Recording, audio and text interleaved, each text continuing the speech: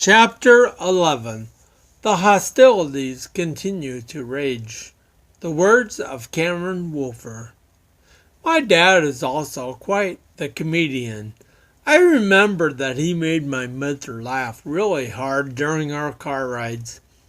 His instantaneous ability to perform an appropriate quote from a comedy film or to come up with a quip of his own was unparalleled within our family. His comedic timing always seemed to lighten our days back then. Well, in a nutshell, my memories and the present exchanges involving my dad are untouched by his 2003 diagnosis. My respect for my dad, however, has only deepened since that day. In 2003, the diagnosis gave my father 10 years to be on his feet at the most, for the rest of his life would be spent in a wheelchair. And yet, I saw no long-term change in his resolve or his attitude. He would go off to work, come home, play with us kids, and keep the humorous lines coming. It was almost as if he found peace with his lot in life, due to his steady faith in Jesus Christ and the hope of the eternal existence, free of ataxia in heaven. The one thing that I found deeply admirable about my dad's actions was his drive to go on a walk at least once a day. It did not matter to him that if he would make him tired for the rest of the day, he was going on that walk. The more I have thought about his resolve to do so, the more I have come to respect it. I think that his walk symbolized an ongoing message of thanksgiving that he was given the strength that day to do so, and that the will to delay the deterioration behind his ataxia. And now, Chapter 11. I have been embroiled in a one-man skirmish for several years now. The argument between my cerebellum and the rest of my body began in the early part of 2003. I couldn't resolve the hostilities on my own, and so in the middle part of that year, I went to a mediator who specialized in these sort of escalated situations, and who also has come to be known as a doctor of neurology. Well, he evaluated and he analyzed existing conditions. The end result being, of course, a confirmation from the mediator doctor that the two differing factions of my body had adamantly stated their intent to fight one another. War had now seemed indeed broken out. Well, in Chapter 2, I covered the political backdrop, management problems, and the various personnel issues that had led up to this war. I want to now shift over to the physical effects that have manifested themselves because of, and then have grown directly out of, this conflict. Because it would now seem that all the little skirmishes and the battles in which I had taken part of in my younger days were a precursor to how my adult life would be lived. Because even though it has been several years since I felt the desire to pump a BB gun in my zeal to shoot a good friend, and even longer since I've come across the need to lob a stink cabbage at someone, refer back to Chapter 10, it would appear that there is still a need to fight, and this again is a direct reference to Chapter 2. And even though I currently may find that I am fighting on a team of one, it quite often feels that I am still on the side of the younger and the weaker kids from my neighborhood. Like my SCA has pre-designed the struggle to be one-sided and picked all the bigger kids. My ataxia also has made it appear as if it is hoping to end the conflict in the same manner as the old days, in a dog pile, with me still at the bottom of the pile, of course. Mostly, though, SCA tries to discourage me by intimidation, or through frustration with inanimate objects that I am working to manipulate. Zippers have never been a real good friend of mine, but before my SCA, I felt like we had come to a mutual beneficial understanding. I would treat them nicely, and they, on the other hand, would continue to function as was desired. And except for the occasional incident in which they left me publicly exposed, they did not cease to hold this firmly together, within the spirit of that arrangement.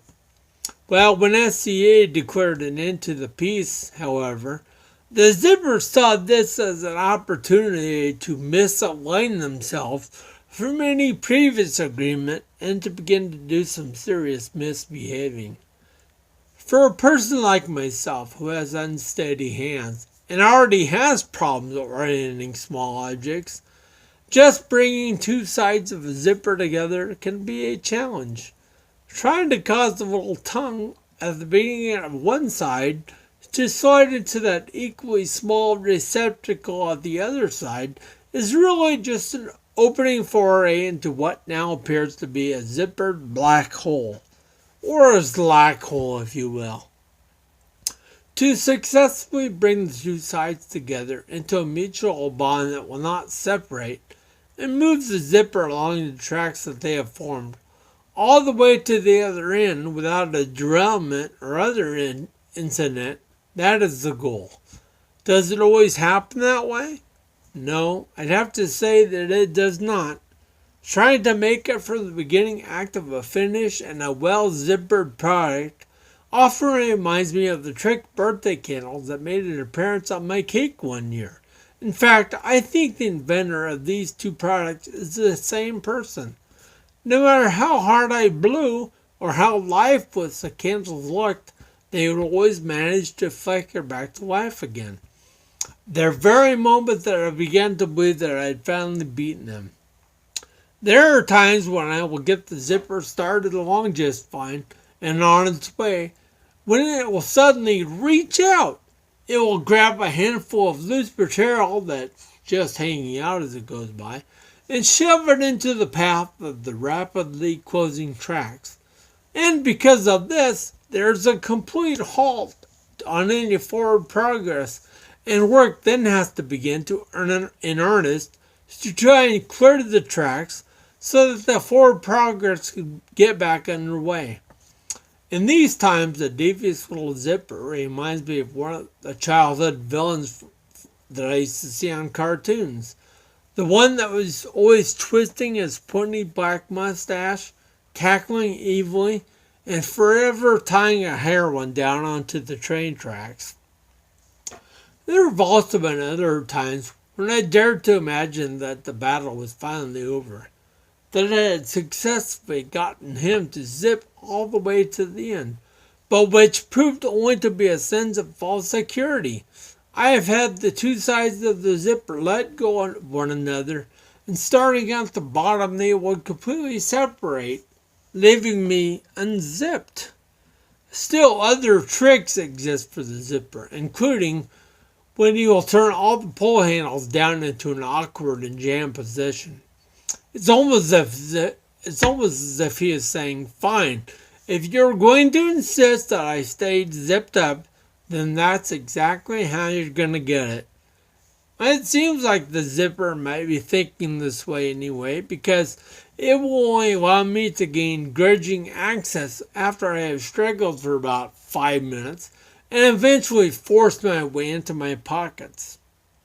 A first cousin to the zipper, and one who continues to do his fair share of contributing to my raging headaches, is the Ziploc bag.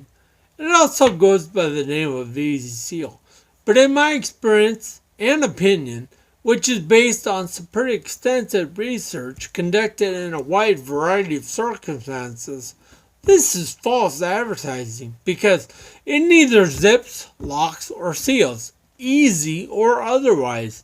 I mean, the other day I thought I had the chicken nugget bag sealed correctly, but on the way back to the freezer, the bag burst open and the little nuggets sprang out like a bunch of little paratroopers diving for a bomber. So why do I refer to the Ziploc bag as the zipper's first cousin?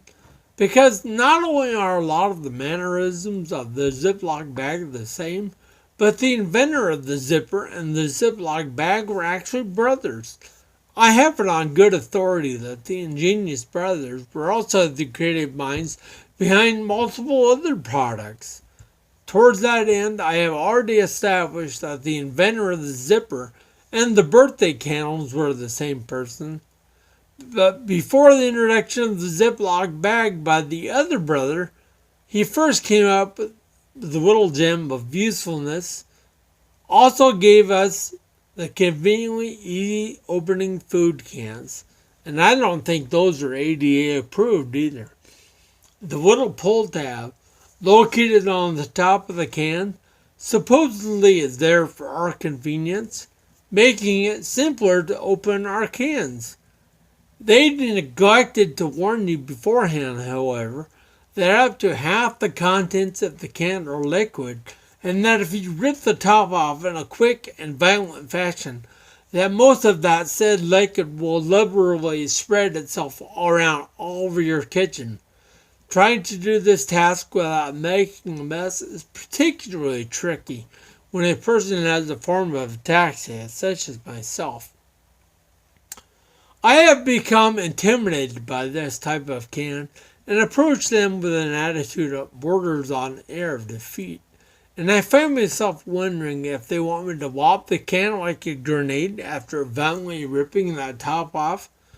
I can successfully pull the lid about 2/3 of the way, but I always seem to stop at this point, and it's that last third that makes me shiver in fearful contemplation. It never seems to matter either how quickly or slowly I remove that last third. Well, power cords and any other kind of extension cord for that matter are also trying to take advantage of the chaotic state by totally unwinding from their past helpful disposition. They had for the most part behaved themselves. Now they try to trip me any chance they get. I have always treated them with respect. I have never allowed any of the cords to get kinked, and I have diligently attempted to keep them from becoming all twisted. I have always tried to keep all the cords wound up correctly, or coiled properly, and wrap them up neatly right after I use them.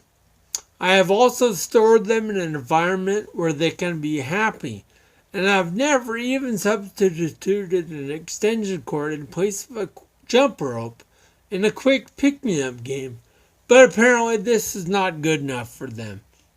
Sheesh, talk about the hand that biting the hand that feeds you. I now have to remain vigilant, constantly on high alert whenever I'm using equipment that has a cord like my vacuum cleaner. The vacuum cleaner is the worst offender because no matter how mad or frustrated I get with it, it knows that eventually I will be back to use it again. All it has to do is bide its time in the closet, and that very shortly I won't be able to take it anymore, and I'll bring it out once again. Well, I'm an optimist, and I keep hoping that the cord will give me a break and stop trying to wrap itself around my ankles.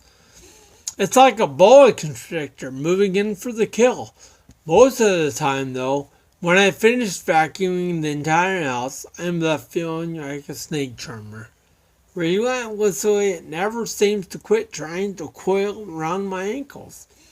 And who would have ever imagined that one day the twist tie would transform into a state of intelligence? I never saw the day coming when a 1.5 to 2 inch piece of paper covered wire would be able to decide if it was going to be manipulated and twisted around a bag. I mean, that cheeky little twister also appears to think it can now decide if it will stay in the tied position, letting go moments only after it has been wrestled into place. Well, maybe it's just me. Maybe.